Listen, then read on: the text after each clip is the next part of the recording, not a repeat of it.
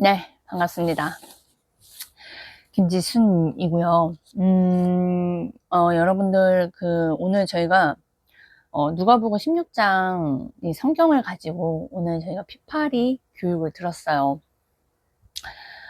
아침 9시부터 이제 저희는 2시간 정도 교육을 듣는데, 여기에서 왜 성경을 가지고 어느 커뮤니티에서 종교, 교회가 아닌 이상에서 성경을 가지고, 어, 교육을 하는 공간 보셨어요? 아, 저희는 진짜 유일하다, 라는 걸 있고, 저희가 여기에 들어오는 분들이 하나님을 믿는 사람도 있고, 믿지 않는 사람도 있습니다. 그럼에도 불구하고 이 2시간을 듣는 것엔 분명히 무언가 이유가 있겠죠. 근데 제가 저는 93년도 초등학교 4학년 때부터 하나님을 알았고, 교회를 알게 됐어요. 그리고 지금까지도 교회 안에 있었죠. 근데 성경을 이렇게 푼다고? 그리고, 그러니까 키워드가 되게 다른 키워드를 굉장히 많이 느껴요. 그러니까 키워드를 배우거든요. 우리가 한국어를 하지만 부자의 언어와 가난한 사람의 언어가 다르듯이 이 교회 안에서 이 성경 또한 이 키워드가 언어의 질이 삶의 질이다라는 것이 맞거든요. 키워드를 잘 알아야 해요.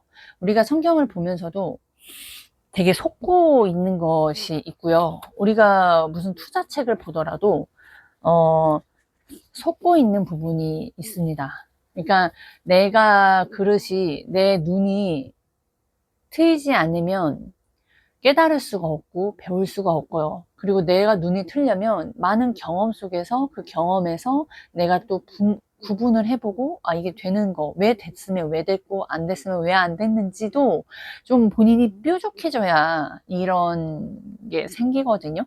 근데 우리 그렇게 살았나요? 야, 복잡하게 뭘 그런 것까지 생각하고 있어. 그냥 잊어버려. 야, 좋은 게 좋은 거야. 라는 우리 되게 익숙한 말 있잖아요. 네, 이렇게 많은 깊게 생각하는 사람은, 아, 쟤 4차원이야. 저렇게 어떻게 살아? 라는 말을 한 번이라도 들어본 적 있으세요? 이제 또 근데 제가 오늘, 우선 제가 느낀 거를 하자면, 주제 파악이 우선순위다. 주제 파악. 돈을 벌어도 주제 파악을 가면서 겸손한 것과, 그리고 그 주제 파악을 해야 나의 능력 범위를 알게 되는 것이고, 그 음, 능력 범위를 알고 행동을 해야, 된다. 그래서 나의 능력 범위를 거기에서 멈추는 게 아니라 그 능력 범위를 점점 개발해 가야 한다. 그리고 결국엔 도구의 삶을 살아야 한다. 여기 성경에 청직이라는 키워드가 나오거든요. 근데 제가 청직이라는 단어를 정확히 할까요? 많은 사람들이 그걸 정확히 할까요? 어설프게 할까요? 그리고 이 청지기의 삶을 자기의 삶에 정말 청지기다라는 걸 받아들이고 청지기의 삶으로서 잘 살아가고자 할까요? 이게 청지기가 어, 그 주인의, 그러니까 부잣집의 주인의 재물을 관리하고 뭐 이렇게 관리하는 사람이에요. 예를 들어 그냥 이해하기 쉽게 집사라고 그냥 본다면 그 집사가 충성된다는 건 잘 관리한다는 거예요. 잘 관리한다는 건 잃지 않는다는 것이고 소비하지 않는다는 것이고 그걸 가지고 더 많은 것을 얻게 한다는 거예요. 근데 여기에서 계속 저희는 PCM은 공급자 교육이에요. 근데 충성된 사람은 어, 공급자의 삶이고 투자하는 삶이고요. 시간, 돈, 뭐 여러 가지 관계, 에너지 다 마찬가지고요. 근데 소비자의 삶은 그냥 내 이익에 맞춰서 감정적으로 쓰는 것은 소비다. 이런 걸로 명확하게 돈을 사용하는 두 가지는 딱 두 가지밖에 없거든요. 소비냐, 투자냐. 여러분들은 자식에게 투자를 하세요, 소비하세요?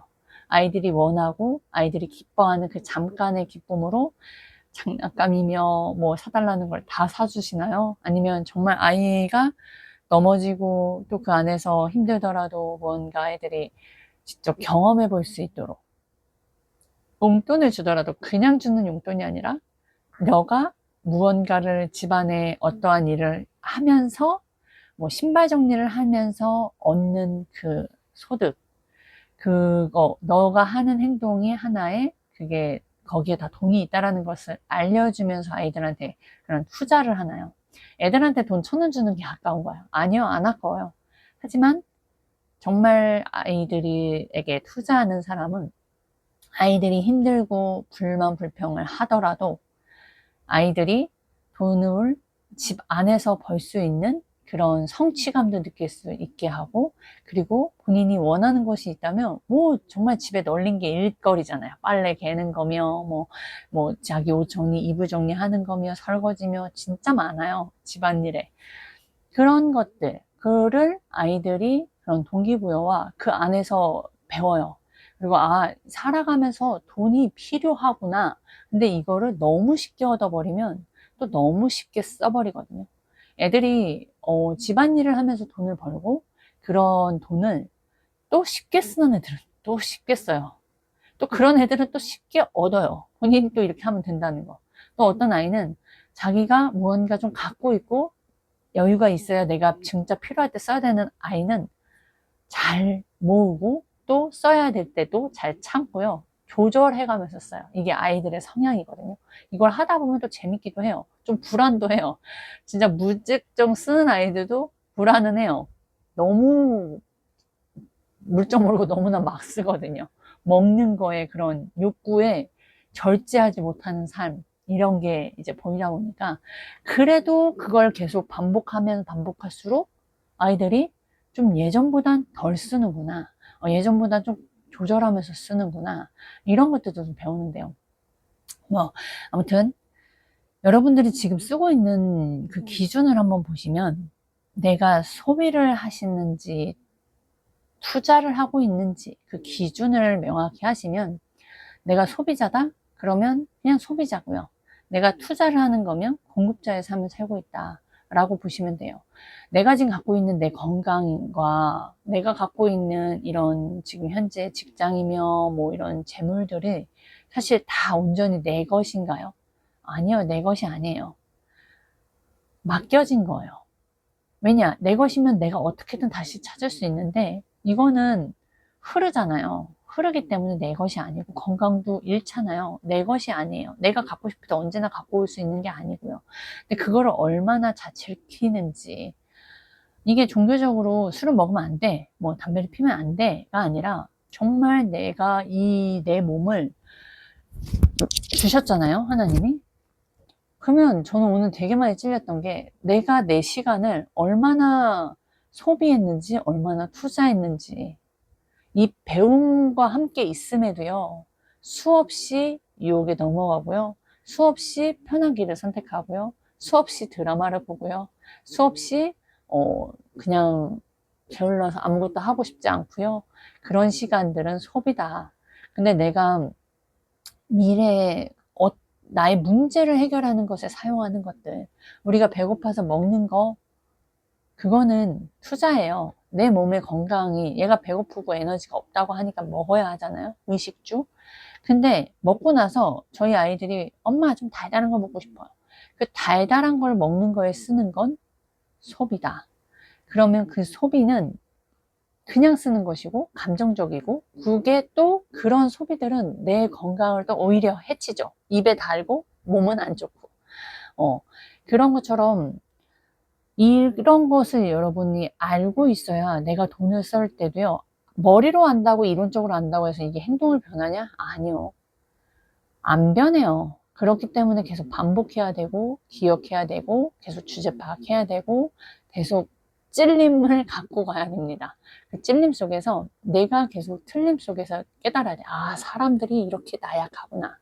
사람이 이렇게 그래서 큰 돈을 가져와도 유지할 수, 관리할 수 없구나. 그럼 우리가 만약에, 나 순수익 자산가 막 50억 자산가, 100억 자산가, 10조 자산가 되고 싶어요. 라고 하지만 그 돈이 있는들, 당신이 그걸 잘 관리할 수 있어요. 이 청지기처럼. 그리고 그 돈이라는 걸 어떻게 사용해서 어떻게 관리하는 건데, 벌어보지도 못했고 그 벌어봤던 걸 잘 관리조차도, 내가 소비 막 하는 사람들은요 50억도 그냥 써버려요. 제가 쓰는 걸 정말 좋아하고 쓰는 거는 무섭지 않아서 잘 쓸 수 있어요. 그 쓰는 거에 대해서는 저도 진짜 잘 하거든요. 그런 사람들은 돈이 많아도요 늘 거지일 거예요. 너무 잘 쓰니까요. 그렇기 때문에 본인이 잘 쓰는 걸 알고 인지하는 것이 중요하고, 그럼 내가 소비냐 투자냐 개념 없이 살았지만 뭐예요?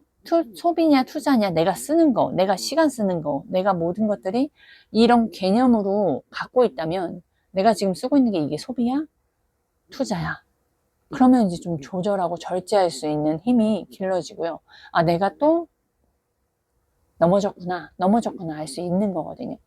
여러분들 이게 중요하지 않다라고 느낄 수도 있고, 이게 뭔 얘기야 라고 할 수도 있지만 진짜 중요한 부분이에요. 내가 나를 통제하지 못하고, 그리고 그러니까 웃긴 게 내가 내 삶의 주인이다라고 생각을 해요. 사람은 내 삶의 주인이 아니에요. 그치만 또 내가 나의 삶의 주인인 것처럼 살아야 돼요. 이게 되게 헷갈리는데, 남들이 나한테 나쁜 말을 하면 내 감정이 확 상하고요. 근데 누가 나한테 칭찬을 해주면 기분 나쁘다가도 기분이 좋아져요.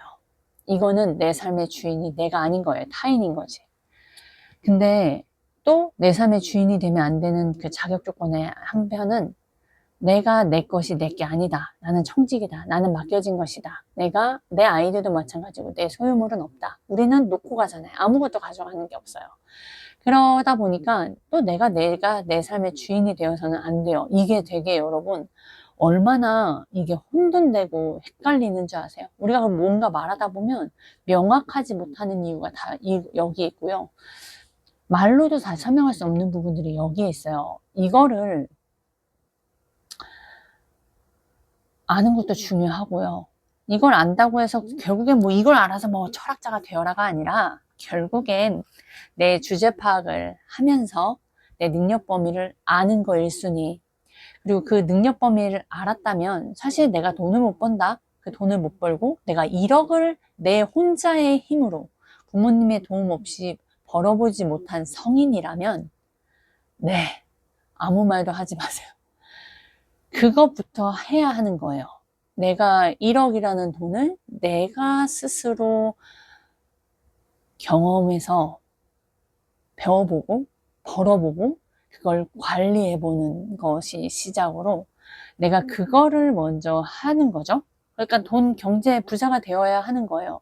부자가 되어서도요, 부자가 되어서 그 다음 문제들이 있어요. 우리는 그 다음 문제를 가기 위한 첫 단계가 뭐다? 돈을 많이 벌어라.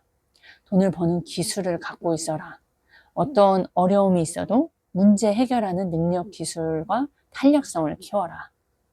그 탄력성을 어떻게 키우냐? 두드려 맞아야 돼요. 두드려 맞고 이렇게 계속 주제 파악할 수 있는 사람과 함께 해야 되고, 불편함을 제공해주는 공간으로 나를 집어넣어야 돼요. 어느덧 생각이 나는 게, 탄력성을 키우기 위해서는 어떻게 해야 되지? 뭐 근육 탄력성이나 이런 것들을 계속 불편함을 갖고 가요. 반죽할 때도, 밀가루 반죽할 때 어떻게 해요? 막 계속 때리잖아요. 두드리고 때리고 주물주물 거리잖아요. 되게 탄력이 있어지는 이유가 두드려 맞아요. 반죽도 두드려 맞아요. 사람도 두드려 맞아야 돼요. 표면적으로는 불쌍해 보이고 어려워 보이고 막 하는 것 같죠? 머저리 갖고 바보 같아 보이죠? 그런 사람들이 본인이 끊임없이 찾아내고 끊임없이 이렇게 본인에게 투자를 하면서 본인의 그릇을 넓히려고 하는 그 과정 속에 반드시 돈이라는 거를 벌어본 사람이 그 탄력성이며 유연성이며 그래서 그 문제 해결 속에서도 이 사람은 어쩜 이렇게 차분하고 하지 그 결과가 있는 이유가 바로 그 과정들을 다 겪어왔기 때문입니다. 아무튼 제가 오늘도 좀 큰 덩어리를 말씀을 드리게 됐어요. 큰 덩어리들을 내가 기억해야 되는 것은 주제 파악을 할 수 있는 사람과 어울려라.